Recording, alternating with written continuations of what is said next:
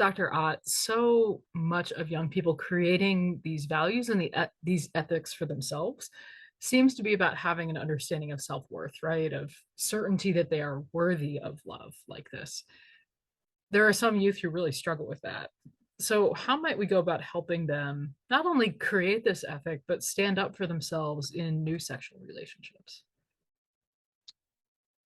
Well, I think one of the primary things we need to do in faith communities, in the youth ministries that we offer, but also the wider faith community, not just sectioning off where our youth feel like they belong, but in the wider faith community, cultivating belonging.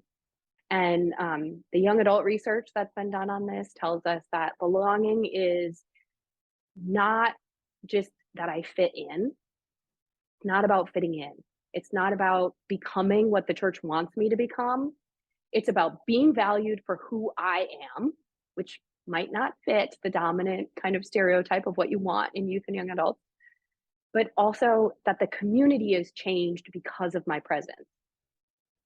So belonging is mutual, it's not one way. And I think that's extremely important as youth create these values and try to make decisions based on them and maybe fail in that decision making sometimes. They need to have a community that they know supports that. That they know even when the wider society judges them or says that they don't quite fit in or they're not in the most popular peer group, that there's a place that loves them for who they are and that is changed because of who they are and for their presence.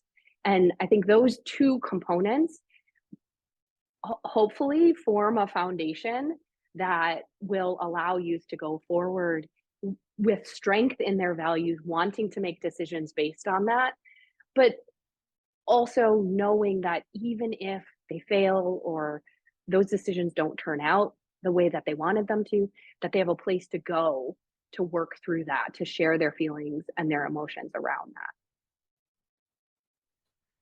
I love that. I think it makes the work a little more challenging, right? For that. people who do this kind of ministry because youth need to feel as though you said that the youth need to feel as though adults and the community is changed by their presence.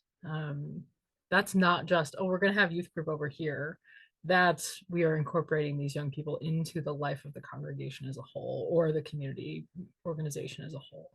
Um, that's really rich and that's powerful. And golly, that sounds hard. That's a challenge because not all Yeah. adults are teachable in the same way that many youth are, right? So that's very interesting. Yeah, I think it requires the leadership, I think, to model Yeah.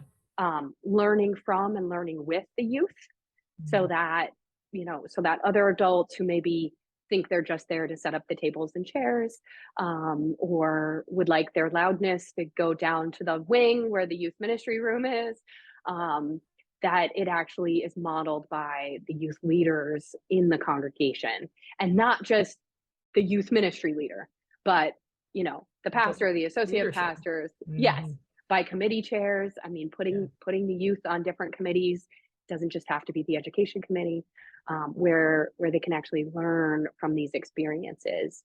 Um, Integrating them into worship if they feel comfortable with that. Yeah, it means making them full members of the congregation, which I think we are not good at when it comes to children and youth.